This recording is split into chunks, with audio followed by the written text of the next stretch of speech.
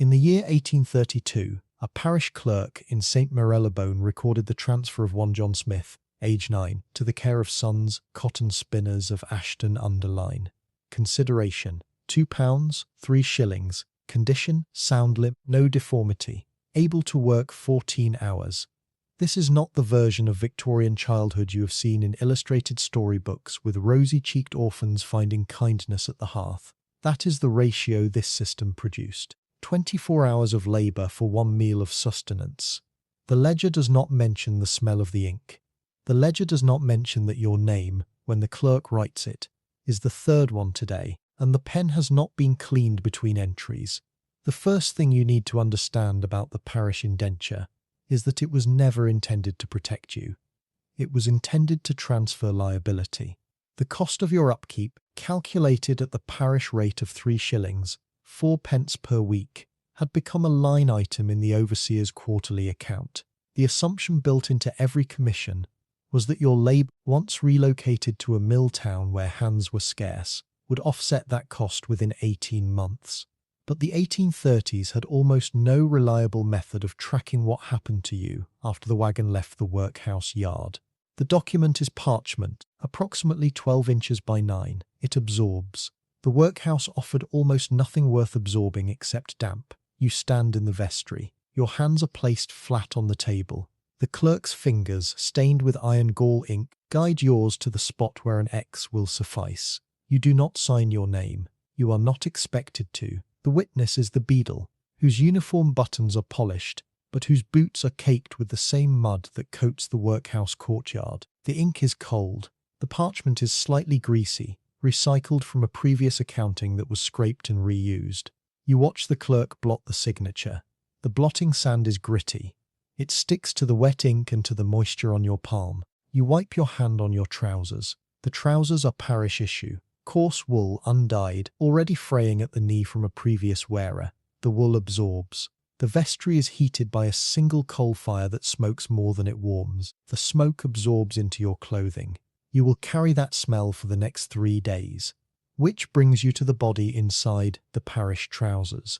And the body is where the real problem begins. The Poor Law Amendment of 1834 demanded that relief be less eligible than the lowest paid labour, which meant that your state of hunger was not an accident but a policy outcome. Bodies working hard produce sweat. Wool in contact with unwashed skin for prolonged periods absorbs sebum, salt, and the faint acidic trace of fear. The combination of inadequate food, restricted growth, prolonged standing during the morning muster, and the cold draft from the vestry window meeting your body heat produces predictable physiological results. A slight tremor in your hands, a dryness in your throat that is not quenched by the sip of water the clerk allows you. You are not. Your stomach has not received solid food in 16 hours. The parish breakfast was gruel, 3 ounces of oatmeal to a pint of water, served at 5. It is now 8. Your body is already calculating the deficit. The parish had an opinion about your departure. In 1817, the Select Committee on the Education of the Poor specified that children bound as apprentices shall be provided with 2 complete suits of clothing, one for work, one for Sunday. The phrasing 2 complete suits was not decorative. It meant exactly what it said. 1 suit would be issued at the workhouse. The second would be theoretically provided by the master upon arrival. The consequence of non-compliance was a notation in the overseer's ledger, which might result in a fine deducted from the master's next payment. The bureaucratic machinery of the parish extended, in other words, all the way down to the question of your second-best trousers. But the theory of 2 suits assumed a level of administrative continuity that the distance between London and Lancashire rarely supported. The suit you wear is the work suit. It is already stained. We've covered the ledger, the indenture, the clothing, the hunger. But the regulations, the parchment, the coarse wool, none of them were the true burden. The true burden was the waiting, and it began the moment the clerk set down his pen. You are led from the vestry to the workhouse yard. The yard is paved with uneven flagstones. Your parish-issued shoes have soles worn thin on the left heel from a previous gait. You feel each stone. The wagon is canvas cup, drawn by a single horse that is thinner than you remember horses being in storybooks. The canvas is oilskin, green with mildew. It smells of wet rope and old hay. You are lifted into the back. There are 7 other children. Their ages range from 8 to 12. Their clothing is identical to yours. The wagon bed is wooden, unlined. There is no straw. You sit on the planks. The planks are cold. The wagon does not depart immediately. You wait. The beadle checks a list. He calls out names. One child does not answer. He is fetched from the infirmary, where he has been detained with a cough. He is placed in the wagon. His cough is wet. The canvas enclosure traps the sound. The wagon moves. The wheels are iron-rimmed. The road is unpaved. Each jolt transmits through the planks into your spine. Your teeth click together. The other children do not speak. Speaking consumes energy. The journey to the coaching inn where the northern carriers collect their loads is 3 miles. It takes 45 minutes. You do not know this. You only know that your bladder begins to fill. You do not ask to stop. The regulations do not provide for stops. The wagon arrives at the inn yard. You are unloaded. You stand in a line. A man with a ledger that matches the parish clerk's ledger checks your names against his list. He notes your height. He notes the condition of your teeth. He pinches the muscle of your arm. His fingers are cold. He is assessing your caloric potential. The assumption built into every assessment was that you would last at least 2 years before requiring replacement. But the 1830s had almost no reliable method of predicting which child would succumb to fever, which to accident, which to simple exhaustion. You are loaded onto a different wagon. This one is larger. Bales of cloth, crates of hardware, sacks of grain. You are placed among the sacks. The grain is wheat. It is hard and sharp. It presses against your legs. The canvas cover is drawn and laced. The interior is dark.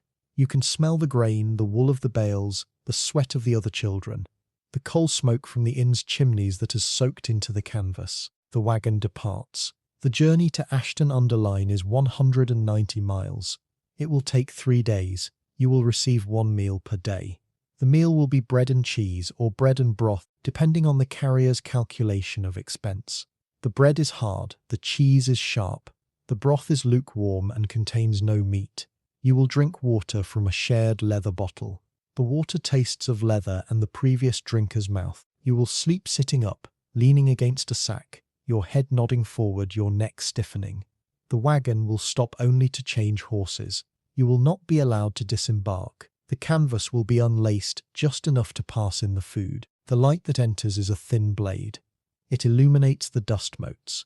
The dust is a mixture of grain husk, wool fibre, road grit and coal-soot. You breathe it, your lungs absorb it. The combination of inadequate food, restricted movement, prolonged sitting, cold drafts meeting body heat, and sustained anxiety produces predictable physiological results. A dull headache behind your eyes, a cramp in your calf, a dryness in your throat that is not quenched by the water. The first thing you need to understand about the parish apprenticeship is that it was never intended to nurture you. It was intended to balance a ledger. The cost of your transfer, calculated at £2, 3 shillings, was an investment. The return was your labour, calculated at 14 hours per day, 6 days per week, for a period of 7 years or until you reached 21. The assumption built into every calculation was that you would not require additional investment in the form of adequate food, medical care or rest. But the 1830s had almost no reliable method of measuring the point at which a child's body could no longer produce the expected output. The ledger does not mention that point. The ledger only mentions the transfer. You are 9. You have spent 8 hours on a wagon bed of wooden planks and grain sacks. You have received 1 sip of water. Your bladder is full. Your stomach is empty. Your clothing is coarse wool that absorbs sweat and smokes than the faint acidic trace of fear. You are travelling toward a mill town you have never seen, to work at a machine you have never touched, under rules you have never read. The entire interaction with the parish system, from the moment your name was called in the vestry to the moment the canvas was laced shut, lasted approximately 40 minutes. The wagon continues. The road is uneven. The wheels are iron-rimmed. Your teeth click together. The dust settles in your lungs. The ledger, back in the vestry, is closed. The entry is complete. The ink is dry. The parchment is filed. The system has recorded your departure. It has not recorded your journey. It will not record your arrival. The ledger remembers the transaction. It does not remember you.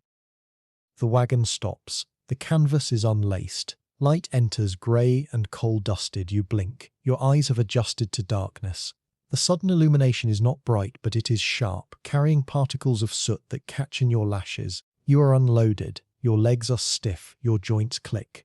The ground beneath your feet is cobbled, uneven, slick, with a film of coal dust and organic waste that has settled into the crevices. You stand in a line. The man with the ledger checks names again.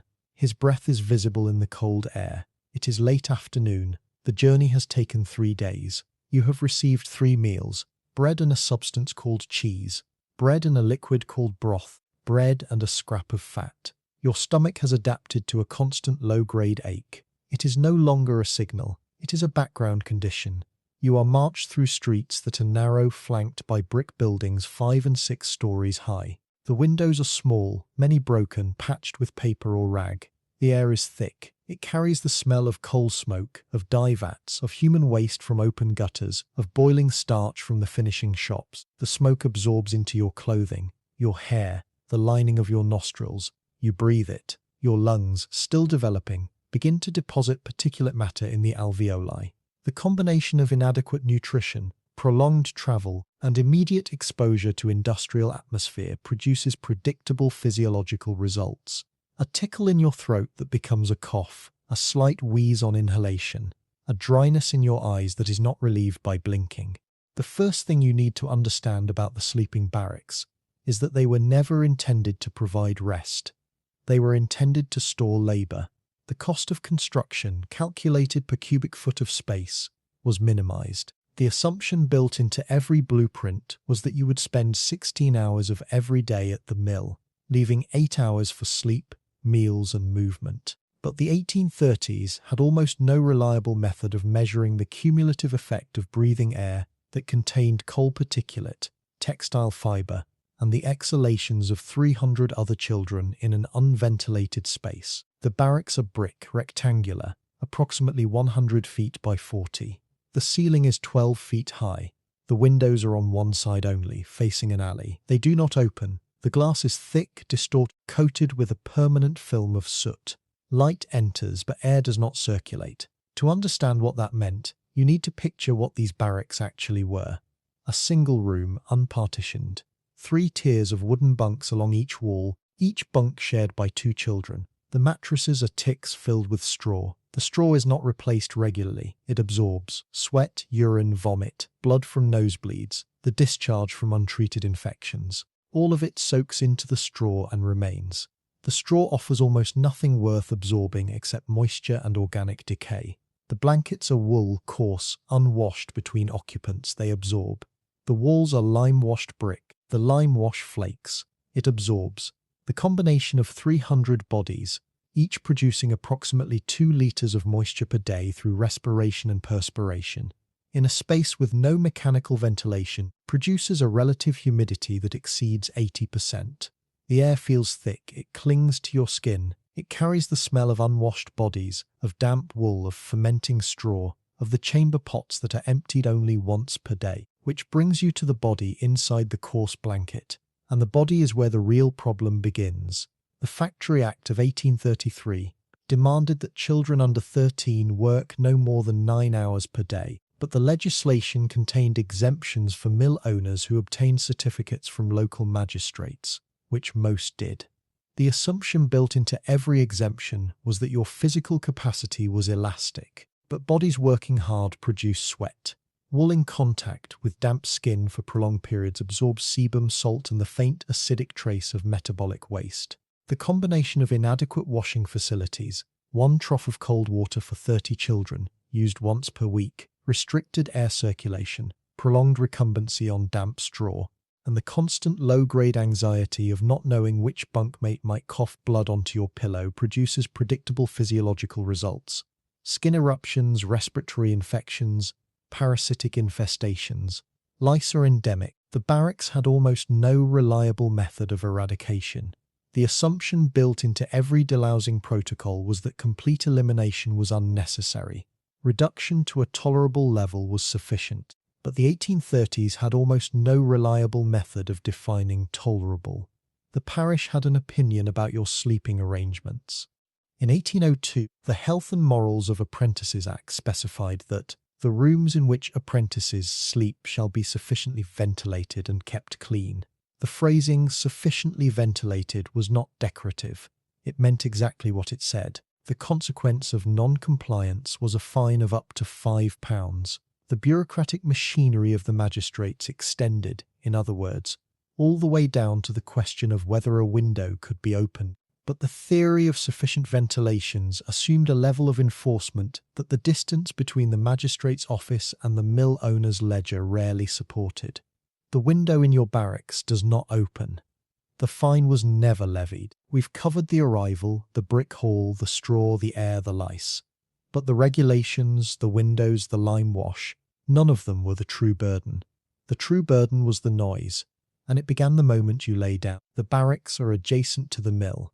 The mill operates on a 24-hour cycle during peak production. The machinery does not stop.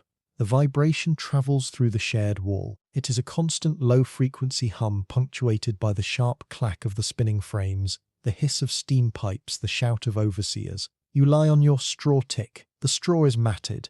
It has contours from previous bodies. You fit into one of them. Your bunkmate is a boy of approximately 10. His name is Thomas. He coughs. The cough is wet. It produces a sound that is part rattle, part wheeze. He does not cover his mouth. The particulate matter from his exhalation enters your nostrils. You breathe it. Your lungs absorb it. The combination of inadequate nutrition, restricted air quality, prolonged exposure to industrial noise, and the close proximity of infectious disease produces predictable physiological results. A fatigue that is not relieved by recumbency, a headache that persists behind your eyes, a dryness in your throat that is not quenched by the sip of water you are allowed before lights out. The first thing you need to understand about the sleeping barracks is that they were never intended to be healthy. They were intended to be efficient.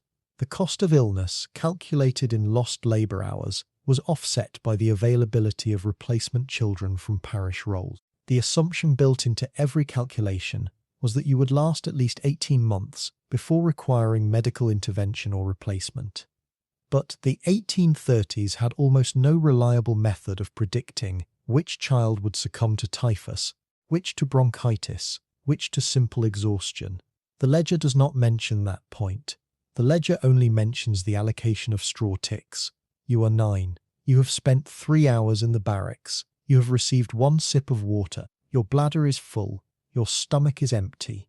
Your clothing is coarse wool that absorbs sweat and smoke and the faint acidic trace of fear. You are lying on a straw tick that has absorbed the organic waste of previous occupants. You are breathing air that contains coal particulate, textile fibre, and the exhalations of 300 other children. The entire interaction with the sleeping system, from the moment you entered the barracks to the moment you lay down on your tick, lasted approximately 20 minutes. The lights are extinguished, the darkness is absolute. The noise continues.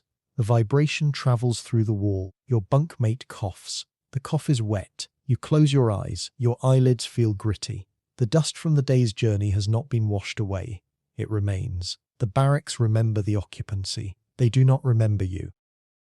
The light that enters the barracks is not dawn. It is gaslight, filtered through soot-coated windows, cast by a lamp that hangs from a hook in the ceiling. It is 4:30.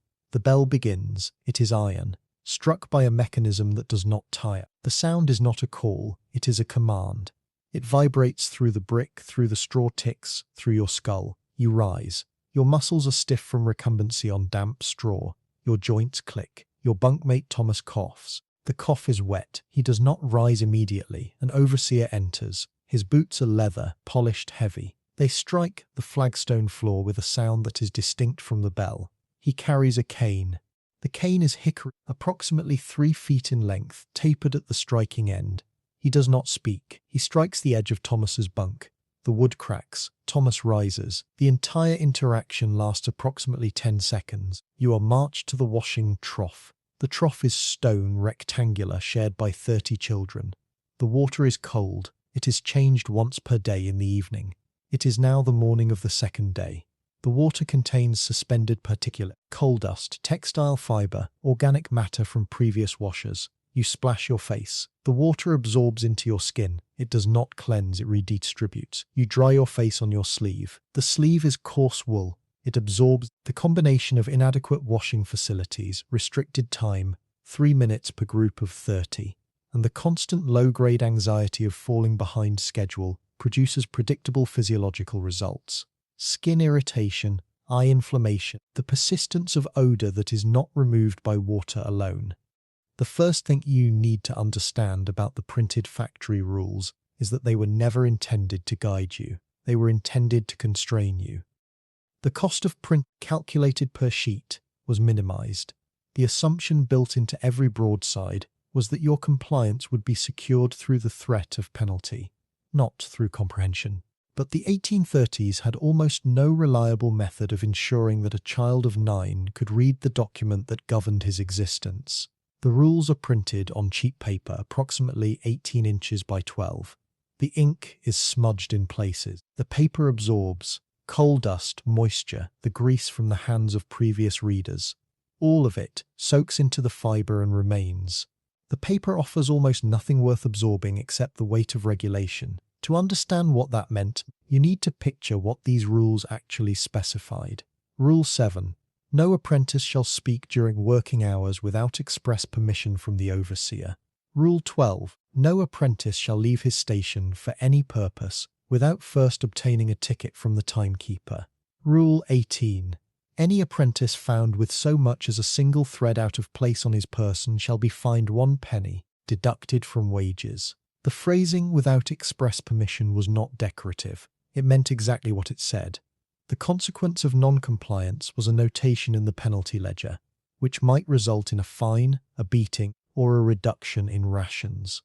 The bureaucratic machinery of the mill extended, in other words, all the way down to the question of whether you could cough without authorization. The parish had an opinion about your conduct. In the indenture you signed with an X, Clause 4 specified that the said apprentice shall conduct himself sobriety, honesty, and diligence, and shall obey all lawful commands of his master. The phrasing "lawful commands" was not decorative. It meant exactly what it said. The consequence of non-compliance was a return to the parish, which might result in placement in a more restrictive institution, or a notation that would follow you through subsequent placements. The bureaucratic machinery of the parish extended, in other words, all the way down to the question of whether your diligence was visible to the overseer. But the theory of lawful commands assumed a level of oversight that the distance between the parish vestry and the mill floor rarely supported. The command you receive is not lawful, it is expedient, which brings you to the body under regulation, and the body is where the real problem begins. The factory rules of Messrs. Gridley and Sons demanded that apprentices stand upright at their frames, eyes on the work, hands in constant motion, which meant that any deviation, any stretch, any blink that lasted too long was recorded as a lapse. Bodies working hard produce sweat. Sweat on the palms reduces grip. Reduced grip on the bobbins increases the likelihood of a dropped thread. A dropped thread triggers Rule 18, the combination of inadequate rest, restricted movement, prolonged standing, cold drafts meeting body heat, and sustained anxiety about penalty produces predictable physiological results. A tremor in the hands, a stiffness in the neck, a dryness in the eyes that is not relieved by blinking, because blinking without permission is a violation. You are led to the mill floor. The door is heavy, iron reinforced. It swings inward with a sound that is part groan, part clank. The air inside is different. It is hotter. It is thicker. It carries the smell of oil, of heated metal, of cotton fibre suspended in the atmosphere. The noise is not a sound. It is a pressure. It vibrates in your chest, in your teeth, in the fluid of your inner ear. You are assigned to a spinning frame. The frame is iron, approximately 8 feet in length, with 3 tiers of spindles. Each spindle rotates at approximately 3,000 revolutions per minute. The vibration travels through the floor, through your shoes, through your bones. You are shown your task. The task is to piece broken threads. The task is to replace empty bobbins. The task is to keep the area around your frame clear of lint. The instruction lasts approximately 30 seconds. The foreman does not repeat himself. The foreman had an opinion about your posture. In the printed rules posted at the entrance to each floor, Rule 3 specified that apprentices shall maintain an erect carriage at all times while at their stations. The phrasing erect carriage was not decorative. It meant exactly what it said. The consequence of non-compliance was a strike with the cane, administered without warning. The bureaucratic machinery of the mill extended, in other words, all the way down to the question of the angle of your spine. But the theory of erect carriage assumed a level of physical resilience that the combination of inadequate nutrition, prolonged standing, and the constant vibration of machinery rarely supported. Your spine is 9 years old. It is still developing. The demand for erect carriage is not a health measure. It is a productivity measure. An erect child is a visible child. A visible child is a controllable child. We've covered the bell, the trough, the printed rules, the foreman, the posture. But the regulations, the paper, the cane, none of them were the true burden. The true burden was the silence, and it began the moment you took your station. You are not permitted to speak. You are not permitted to hum. You are not permitted to sigh audibly. Your breath must be controlled. Your cough must be suppressed. Your swallow must be quiet. The combination of inadequate nutrition, restricted air quality, prolonged exposure to industrial noise, and the enforced silence produces predictable physiological results. A tension in the jaw, a tightness in the chest, a dryness in the throat that is not quenched because drinking without permission is a violation. You stand at your frame, your hands move, your eyes watch the threads, your spine is erect, your breath is controlled. The foreman walks the aisle, his boots strike the floor. The sound is distinct from the machinery. He does not look at you. He does not need to. Your compliance is assumed. Your non-compliance will be noted.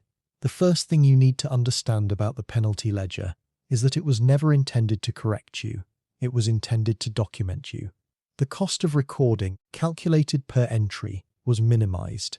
The assumption built into every column was that your infractions would accumulate into a pattern that justified reduced rations, extended hours, or termination of placement. But the 1830s had almost no reliable method of distinguishing between willful disobedience and physiological limitation. The ledger is bound in cheap leather, approximately 10 inches by 8. The pages are ruled. The ink is iron gall. It absorbs. The ledger offers almost nothing worth absorbing except the weight of accumulated penalty. You are 9. You have spent 2 hours at your frame.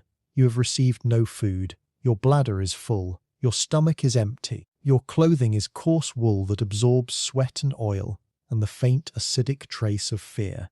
You are standing on a flagstone floor that has absorbed the vibration of machinery for 20 years. You are breathing air that contains cotton fibre, oil mist, and the exhalations of 200 other children. The entire interaction with the regulatory system, from the moment you read the rules to the moment you took your station, lasted approximately 15 minutes. The foreman walks past. He does not look at you. You do not look at him. Your eyes are on the threads. Your hands are moving. Your spine is erect. Your breath is controlled. The ledger in the overseer's office is open. The entry is pending. The ink is wet. The system has recorded your compliance. It has not recorded your fatigue. It will not record your hunger. The ledger remembers the rule. It does not remember you. The spinning frame does not pause. It rotates. The spindles turn at 3,000 revolutions per minute. The vibration travels through the iron, through the floor, through the soles of your parish-issued shoes, into the arches of your feet, up the tibia, into the knee joint, into the femur, into the pelvis, into the spine. You feel it in your teeth. You feel it in the fluid of your inner ear. You feel it in the slight tremor that begins in your hands after 40 minutes of continuous motion. The first thing you need to understand about the mechanized floor is that it was never intended to accommodate you. It was intended to maximize output. The cost of damping vibration, calculated per machine, was deemed unnecessary. The assumption built into every installation was that your body would adapt. But the 1830s had almost no reliable method of measuring the cumulative effect of prolonged exposure to low-frequency vibration on developing bone structure. To understand what that meant, you need to picture what this frame actually was. Cast iron, approximately 8 feet in length, 3 feet in height, weighing approximately 400 pounds when loaded with bobbins and roving. The iron absorbs, Oil, lint, sweat, the occasional drop of blood from a finger caught in the mechanism. All of it soaks into the microscopic pores of the metal and remains. The frame offers almost nothing worth absorbing except the residue of labour. The bobbins are wood, turned on a lathe, approximately 4 inches in length. The wood absorbs moisture from the cotton, oil from the mechanism, the natural oils from your fingers as you handle them. All of it soaks into the grain and remains. The bobbins offer almost nothing worth absorbing except the weight of repetition. Which brings you to the body at the frame, and the body is where the real problem begins. The task of piecing broken threads demanded fine motor control, which meant that any tremor induced by fatigue, hunger or vibration increased the likelihood of error. Bodies working hard produce sweat. Sweat on the palms reduces friction. Reduced friction on the wooden bobbins increases the likelihood of slippage. Slippage triggers a break. A break triggers a penalty. The combination of inadequate nutrition, restricted movement, prolonged standing, cold drafts meeting body heat, and sustained anxiety about penalty produces predictable physiological results. A cramp in the forearm, a stiffness in the fingers, a dryness in the eyes that is not relieved by blinking, because blinking without permission is a violation. You piece a thread. Your fingers move. The motion is approximately 2 inches. It is repeated approximately once every 90 seconds. Over a 14-hour shift, this amounts to approximately 560 repetitions. The ledger does not mention this number. The ledger only mentions the output. The mill had an opinion about your meal. In the printed rules posted at the entrance to each floor, Rule 21 specified that apprentices shall receive 1 hot meal per day, to be consumed in the designated area during the allotted 20 minutes. The phrasing hot meal was not decorative. It meant exactly what it said. The consequence of non-compliance was a notation in the penalty ledger. The bureaucratic machinery of the mill extended, in other words, all the way down to the question of whether your broth was technically warm. But the theory of a hot meal assumed a level of culinary investment that the calculation of cost per child rarely supported. The meal is served at noon. The bell rings. It is not a call, it is a command. You leave your station. You are marched to the dining hall. The hall is adjacent to the mill floor. The noise does not stop. It penetrates the walls. It vibrates in your chest as you stand in line. The line is single file. It moves at the pace of the slowest child. The slowest child is often the hungriest. The hunger induces lethargy. Lethargy slows movement. Slowed movement triggers impatience in the overseer. Impatience triggers the cane. The cane strikes the shoulder. The sound is distinct from the machinery. The child does not cry out. Crying out without permission is a violation. The line moves. You reach the serving table. The table is wood, scarred, stained with decades of broth. The broth is served from a copper vat. The copper is tarnished. It absorbs. The patina contains traces of verdigris which leaches into acidic liquids. The broth is acidic. It contains vinegar, used to mask the taste of meat that is not fresh. The combination of inadequate nutrition, restricted time, prolonged standing in line, and the constant low-grade anxiety of spilling your portion produces predictable physiological results. A tension in the jaw, a tightness in the throat, a dryness in the mouth that is not quenched by the broth because the broth is too hot to drink immediately. You receive a tin cup. The cup is dented. The dent is on the rim. It catches on your lip. The cup absorbs. The tin is thin. It conducts heat. The broth is hot. The heat travels through the metal into your palm. Your palm is already calloused from labor. Calluses reduce sensitivity. Reduced sensitivity increases the likelihood of dropping the cup. A dropped cup triggers Rule 21. The consequence is a reduction in rations. You hold the cup, you receive a ladle of broth. The broth is approximately 4 ounces. It contains no visible meat. It contains particles of vegetable matter that are unidentifiable. It contains salt. The salt is coarse. It does not fully dissolve. You receive a portion of bread. The bread is hard. It is approximately 3 ounces. It is cut from a loaf that was baked 3 days prior. The bread absorbs moisture from the air, particles from the floor, the faint acidic trace of fear from your hands as you hold it. All of it soaks into the crumb and remains. The bread offers almost nothing worth absorbing except the weight of inadequacy. You are directed to a bench. The bench is wood, backless, shared by 6 children. You sit, your spine, which has been erect for 8 hours, now curves. The curvature triggers a protest from muscles that have been held in static contraction. The protest is a dull ache between the shoulder blades. You do not adjust your posture. Adjusting posture without permission is a violation. You lift the cup. The broth is still hot. You blow on it. Blowing audibly is not prohibited, but it draws attention. Attention increases the likelihood of being noted for some other infraction. You sip. The broth is salty. It is greasy. It coats the inside of your mouth. The grease is animal fat. It is not nutritious. It is caloric. The calculation built into every ration was that you required approximately 1,800 calories per day to sustain 14 hours of labor. The broth and bread provide approximately 600. The deficit is made up from your body's reserves. Your body is 9 years old. Your reserves are limited. The combination of inadequate food, restricted time, 20 minutes for consumption, which includes waiting in line, walking to the bench, and returning to the station, prolonged standing, cold draft meds meeting body heat, and sustained anxiety about penalty, produces predictable physiological results. A headache that persists behind your eyes, a cramp in the stomach that is not relieved by the ingestion of food, a dryness in the throat that is not quenched by the broth, because the broth is too salty. You eat the bread. You dip it in the broth. The bread absorbs the broth. The absorption is incomplete. The center of the bread remains dry. You chew. Chewing requires saliva. Saliva production is reduced by dehydration. Dehydration is a consequence of inadequate water intake. Water is available only at designated times. The designated times do not align with your body's signals. You swallow.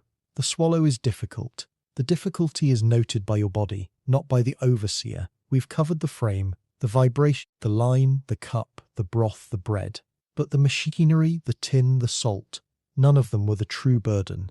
The true burden was the timing, and it began the moment the bell rang to end the meal. 20 minutes. The entire interaction with the nutritional system, from the moment you left your station to the moment you returned, lasted approximately 20 minutes.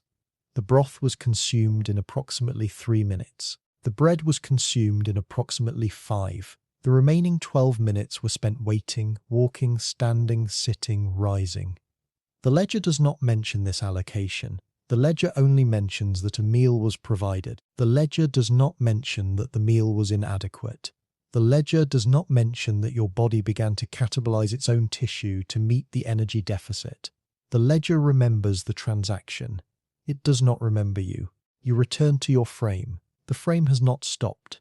It has rotated approximately 60,000 times during your absence. The vibration is unchanged. The noise is unchanged. The air is unchanged. You take your station. Your hands move. Your eyes watch the threads. Your spine is erect. Your breath is controlled. The foreman walks the aisle. His boots strike the floor. The sound is distinct from the machinery. He does not look at you. He does not need to. Your compliance is assumed. Your non-compliance will be noted. The tin cup back in the dining hall is collected. It is rinsed with cold water. The water is not changed between rinses. The cup absorbs the residue of broth, of saliva, of the faint acidic trace of fear from your lips. All of it soaks into the microscopic imperfections in the tin and remains. The cup offers almost nothing worth absorbing except the weight of repetition. The first thing you need to understand about the single meal is that it was never intended to satisfy you. It was intended to sustain you at the minimum level required for continued labor. The cost of nutrition, calculated per calorie, was minimized. The assumption built into every ration was that your body would adapt to deficit. But the 1830s had almost no reliable method of measuring the point at which adaptation became degradation. The ledger does not mention that point. The ledger only mentions the allocation of broth and bread. You are 9. You have spent 10 hours at your frame. You have received 1 meal. Your bladder is full. Your stomach is no longer empty. It is occupied by a substance that provides calories but not comfort. Your clothing is coarse wool that absorbs sweat and oil and the faint acidic trace of fear. You are standing on a flagstone floor that has absorbed the vibration of machinery for 20 years. You are breathing air that contains cotton fiber, oil mist, and the exhalations of 200 other children. The entire interaction with the mechanized floor and the bowl lasted approximately 12 hours. The frame continues. The spindles rotate, the vibration travels, your hands move, your eyes watch. Your spine is erect, your breath is controlled. The ledger in the overseer's office is open. The entry is pending, the ink is wet. The system has recorded your labour. It has not recorded your hunger. It will not record your fatigue. The ledger remembers the output. It does not remember you. The bell rings at 8. It is not a call, it is a command. The sound vibrates through the iron frame, through the floor, through your bones. You stop. Your hands cease their motion. The sudden absence of activity produces a phantom sensation. Your fingers continue to twitch, to piece, to replace. Though the thread is still, the bobbin full, the lint cleared. You stand. Your spine, which has been erect for 14 hours, now protests. The protest is a dull ache that radiates from the lumbar region to the base of the skull. You do not adjust your posture. Adjusting posture without permission is a violation.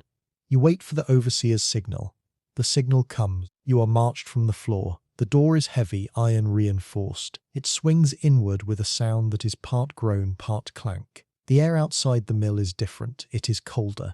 It is thinner. It carries the smell of coal smoke, of open gutters, of the distant river. You breathe it. Your lungs, which have been filtering cotton fibre and oil mist for 14 hours, register the change. The change is not relief. It is adjustment. You are marched to the barracks. The route is the same as the morning. The cobbles are uneven. The film of coal dust and organic waste is unchanged. Your parish-issued shoes, which have absorbed moisture, oil, and the faint acidic trace of fear, strike the stone with a sound that is distinct from the overseer's boots. You enter the barracks. The air inside is thick. It carries the smell of unwashed bodies, of damp wool, of fermenting straw, of the chamber pots that have not been emptied since the morning. You are directed to your bunk. The bunk is the same. The straw tick is the same. The blanket is the same. You sit. Your muscles, which have been in static contraction for 14 hours, now release. The release is not comfort. It is fatigue. The fatigue is a weight that settles in your limbs, in your chest, in your eyelids. You do not lie down immediately. Lying down without permission is a violation. You wait for the signal. The signal comes. You lie down. The straw tick conforms to your body. The conformity is not support. It is containment. The first thing you need to understand about the ledger's logic is that it was never intended to account for you. It was intended to balance accounts. The cost of your labour, calculated at 14 hours per day, 6 days per week, for a period of 7 years, was offset against the cost of your upkeep, calculated at 3 shillings, 4 pence per week for food, shelter and clothing. The assumption built into every calculation was that the difference would accrue to the master. But the 1830s had almost no reliable method of measuring the intangible costs. The deterioration of health, the stunting of growth, the erosion of potential. The ledger is bound in cheap leather, approximately 10 inches by 8. The pages are ruled.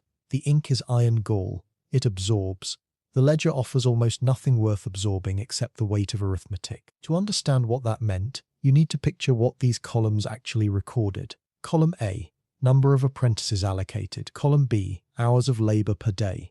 Column C, output per spindle. Column D, cost of maintenance per child. Column E, net profit. The phrasing net profit was not decorative. It meant exactly what it said.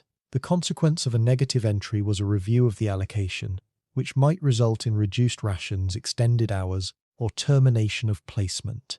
The bureaucratic machinery of the mill extended, in other words, all the way down to the question of whether your caloric output exceeded your caloric intake. But the theory of net profit assumed a level of physiological predictability that the combination of inadequate nutrition, prolonged labour and industrial exposure rarely supported.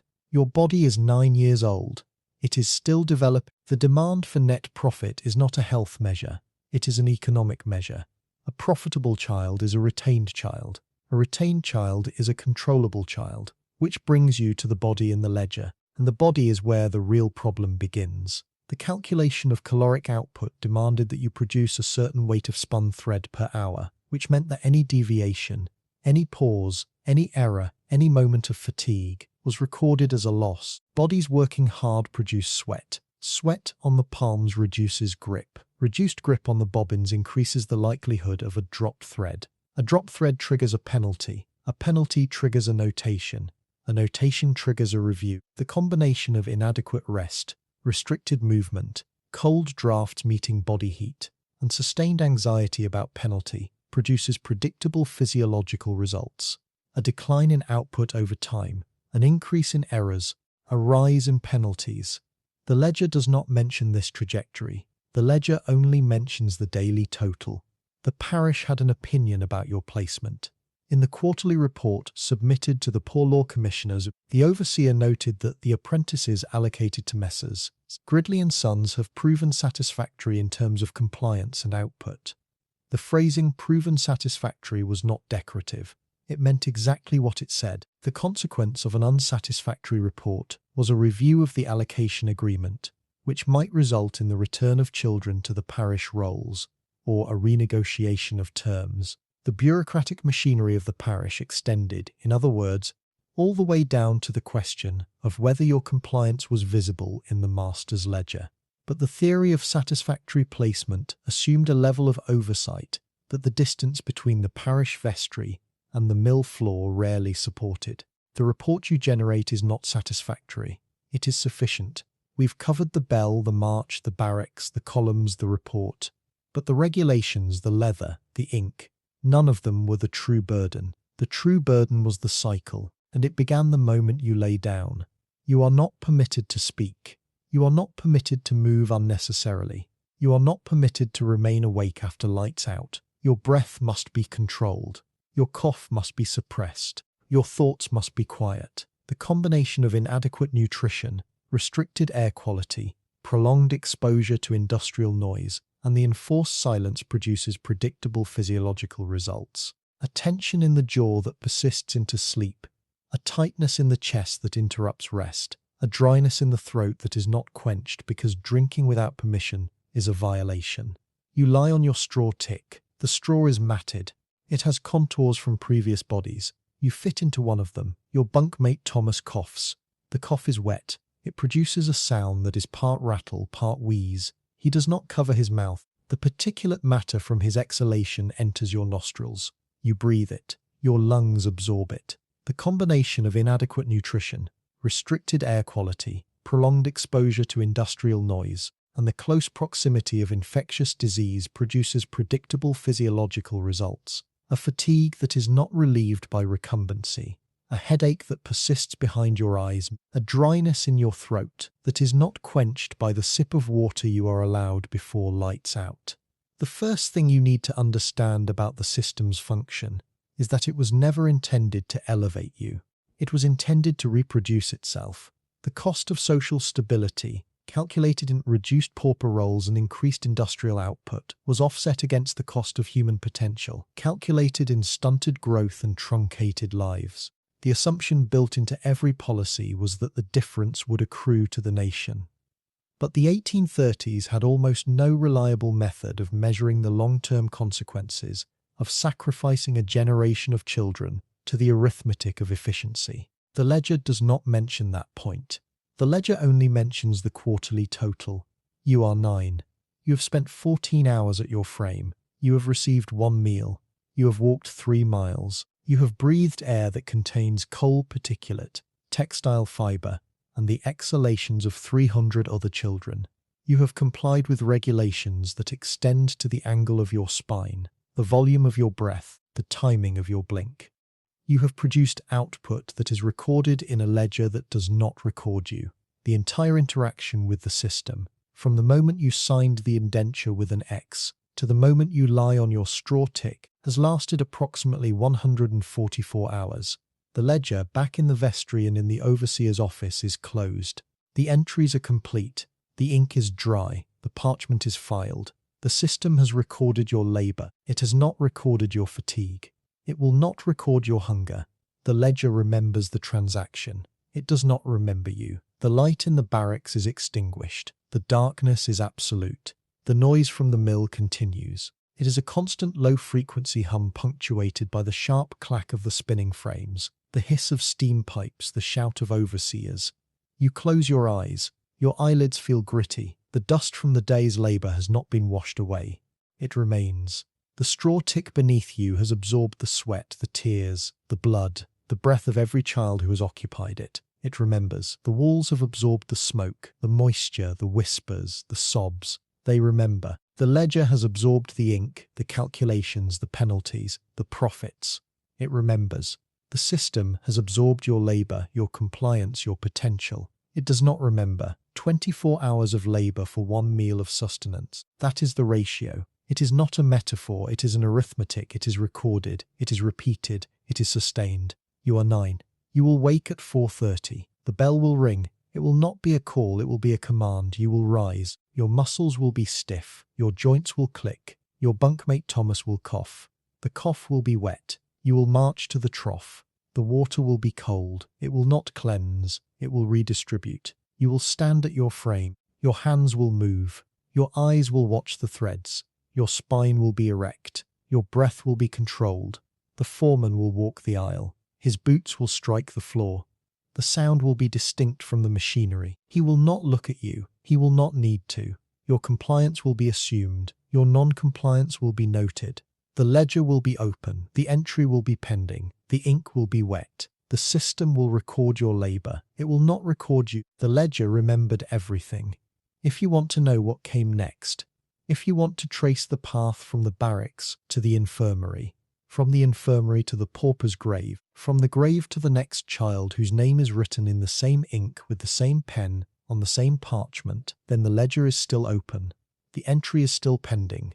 The ink is still wet. The system is still recording. It is still not remembering you.